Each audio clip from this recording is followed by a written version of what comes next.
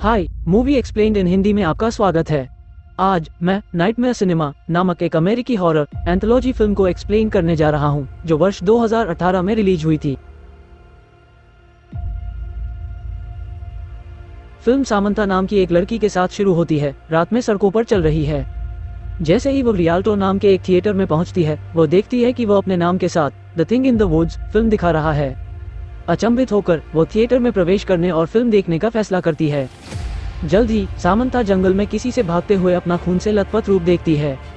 ये प्रकट होता है कि कोई व्यक्ति वेल्डर है, एक विशाल कसाई जिसके चेहरे पर धातु का मुखौटा है। जैसे ही सामंथा अपने जीवन के लिए दौड़ती है, वो एक मृत लाश के ऊपर गिर जाती है, जिससे उसे लगभग दिल का दौरा पड़ता है। सौभाग्य से उसका प्रेमी जेसन मौके पर पहुंचता है और उसे एक तरफ खींच लेता है।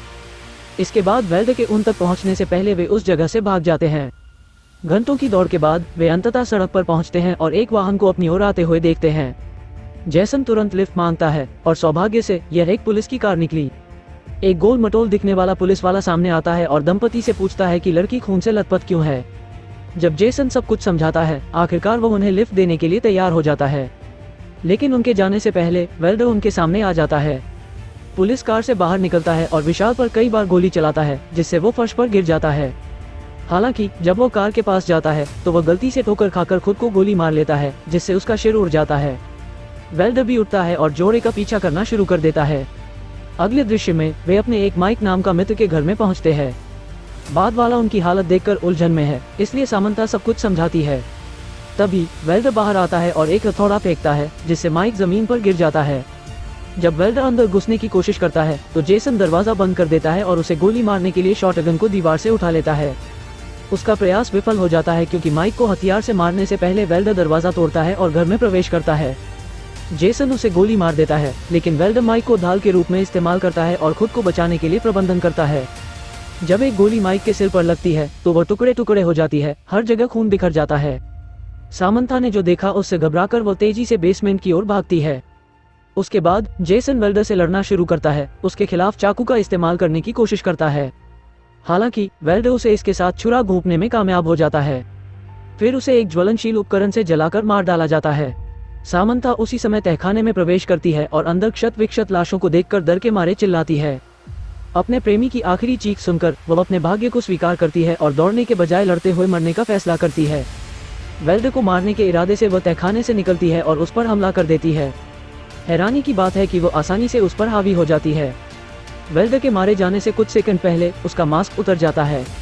जैसा कि यह पता चला है कि हत्यारा कोई और नहीं बल्कि सामंथा का दोस्त फ्रेड है। ये पूछे जाने पर कि क्या चल रहा है, फ्रेड ने उससे आग्रह किया कि वह याद रखे कि पिछले सप्ताह के अंत में क्या हुआ था। इसके बाद दृश्य एक सप्ताह पहले बदल जाता है, जब सामंथा और उसके दोस्त रात को बाहर घूमने के लिए जंगल में आए। कुछ मिनट पहले की उनकी स्थिति के विपरीत वे सामान्य लोगों की तरह अच्छी तरह से घुल मिल जाते हैं। सब कुछ ठीक चल रहा है कि अचानक उन्हें आसमान से एक बड़ा चीज गिरता हुआ दिखाई देता है। जेसन इसे जंगलों को एक्सप्लोर करने और उनके रोमांच को बढ़ाने के एक अवसर के रूप में लेता है। अगले 1 घंटे में गिरने वाली वस्तु को देखने के लिए समूह रवाना होता है और पाता है कि इसने जमीन पर प्रभाव डाला है। एक जिज्ञासु जेसन द्रव्यमान को छूता है, जिससे बड़ी संख्या में मकड़ियां निकलती हैं और समूह का पीछा करती हैं। हर कोई घबरा जाता है और भागने की कोशिश करता है, लेकिन अजीब तरह से मकड़ियों समूह का पीछा करते हैं और भयानक तरीके से उनके शरीर में प्रवेश करते हैं। ये पता चला है कि जब वे किसी व्यक्ति के शरीर पर कब्जा कर लेते हैं तो कीड़े उन्हें नियंत्रित करने में सक्षम हो जाते हैं। जल्द ही फ्रेड को छोड़कर सभी को मकड़ियों ने अपने कब्जे में ले लिया। वो किसी तरह केबिन तक पहुंचने का प्रबंधन करता है और फैसला करता है कि मकड़ियों को अपना आतंक फैलाने से रोकने के लिए वो अपने दोस्तों को मार डालेगा। वो रणनीतिक रूप से वेल्डिंग परिधान के साथ खुद को फिट करता है और अपने सभी दोस्तों को मारना शुरू कर देता है। वर्तमान में वापस सामंथा को सब कुछ याद आ जाता है, जिसमें ये भी शामिल है कि मकड़ी उसके शरीर में कैसे घुस गई। जैसे ही उसे एहसास हुआ, उसकी खोपड़ी फट गई और अंदर एक मकड़ी छिपी दिखाई दे रही थी। फ्रेड तुरंत एक कुल्हाड़ी पकड़ लेता है और उसे जान से मार देता है। हालांकि जब वो घर से बाहर निकलता है तो मकड़ियों का एक बड़ा झुंड उसे घेर लेता है।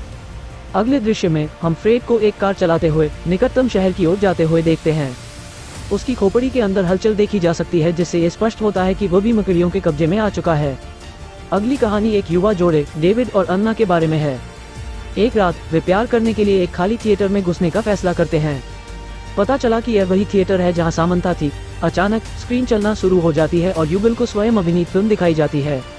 अन्ना और डेविड एक रेस्तरां में रात के खाने का आनंद ले रहे हैं, जैसा कि वे आमतौर पर करते हैं, लेकिन इस फिल्म में अन्ना के गाल पर एक मामूली निशान है। हालांकि डेविड उसे आश्वस्त करता है कि वो सुंदर है, वो घाव के निशान के कारण असुरक्षित है। उसके विश्वास में मदद करने के लिए डेविड उसकी प्लास्टिक सर्जरी के लिए भुगतान करने की पेशकश करता है। वो अपनी मां के बारे में बात करता है, जिसके चेहरे पर कई काम हो चुके हैं, और वह सोचता है कि यह पूरी तरह से सामान्य है। अगले ही दिन एना क्लिनिक में है, जहां डॉक्टर लीना उसके निशान की जांच कर रहे हैं। डॉक्टर पुष्टि करता है कि प्लास्टिक सर्जरी 95% निशान को हटा देगी, और एना खुशी खुशी इस प्रक्रिया को करने के लिए तैयार हो जाती है। जल्द ही एना बेहोश हो जाती है और डॉक्टर उस पर अपना जादू चलाता है।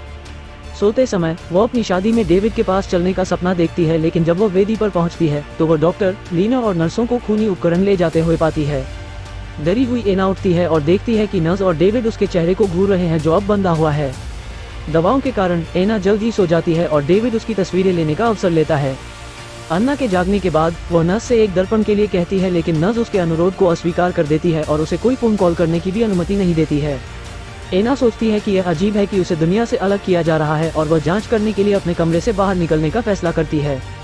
उसे नर्स का कंप्यूटर मिल जाता है और वह उस पर की गई सर्जरी के बारे में कुछ अजीब तथ्यों को खोजने के लिए उसे देखती है।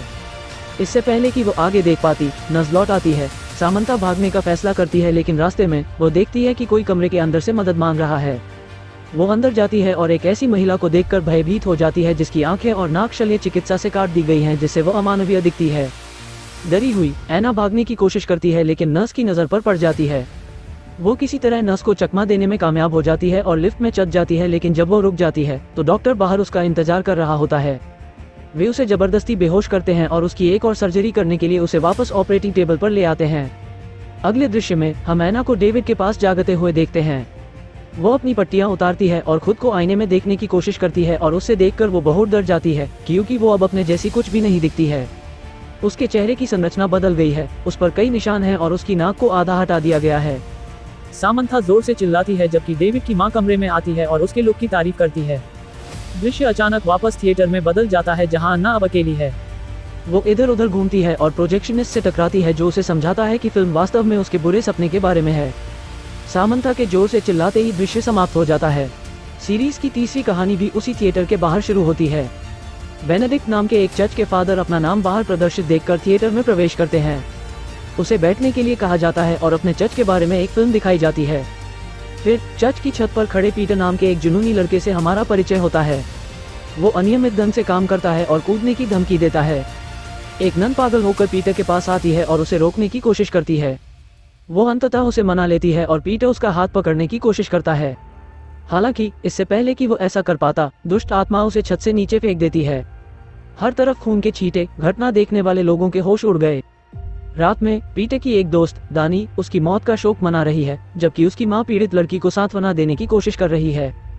कहीं और हम फादर बेनेडिक्ट और नन को चर्च के नियमों के विरुद्ध प्रेम करते हुए देखते हैं। अचानक वे पास में शोर सुनते हैं और जांच करने के लिए बाहर आते हैं। उनके सदमे के लिए चर्च के चारों ओर खून के निशान उनका स्वागत करते हैं। अगले दिन चर्च में दानी की एक सहेली धौंस जमाती है। वो अपना बचाव करने की कोशिश करती है, जिसके कारण बुली पर एक अजीब शक्ति का हमला हो जाता है। जब हर कोई सोच रहा था कि क्या हुआ, लड़की ने देखा कि दानी की मां के पीछे एक शैतान जैसा प्राणी खड़ा है। बाद में रात में सभी लड़कियों पर एक दुष्ट आत्मा का साया होता है। नन इससे बचने का रास्ता खोजने की कोशिश कर रही है। शैतान के बारे में एक किताब पढ़ती है।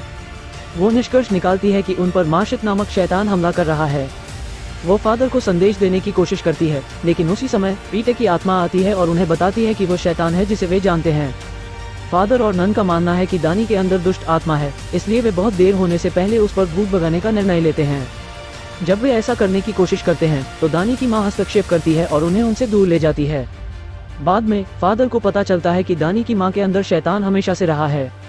अगले दृश्य में दानी की मां लड़कियों के आवास में प्रवेश करती है और हर लड़की को प्रताड़ित करती है।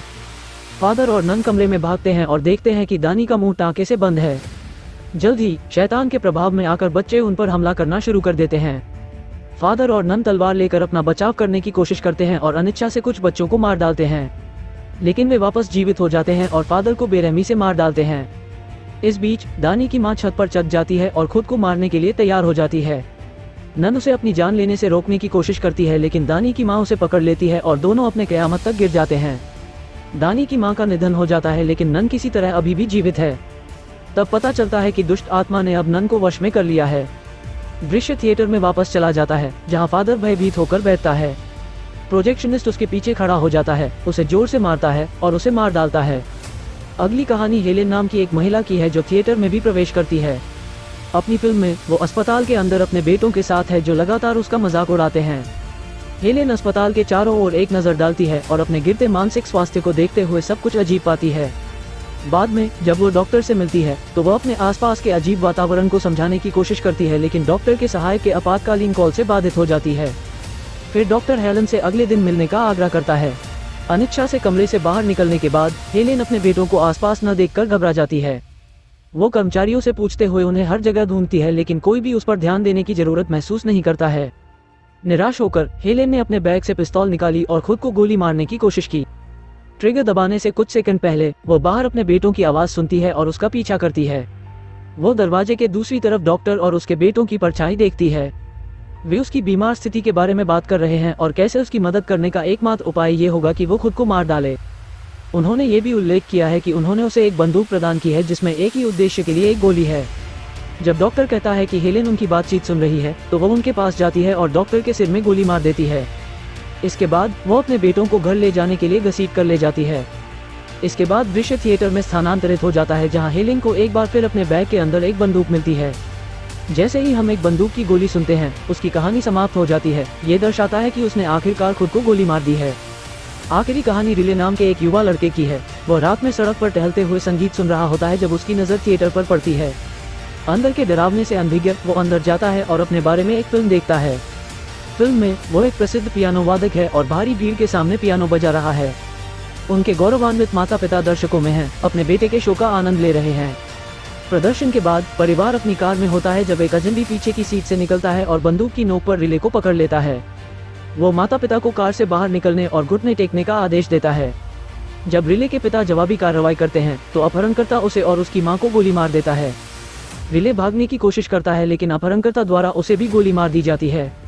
अगले दृश्य में हम रिले को एक अस्पताल के अंदर जागते हुए देखते हैं जो उसके माता पिता के साथ हुआ था।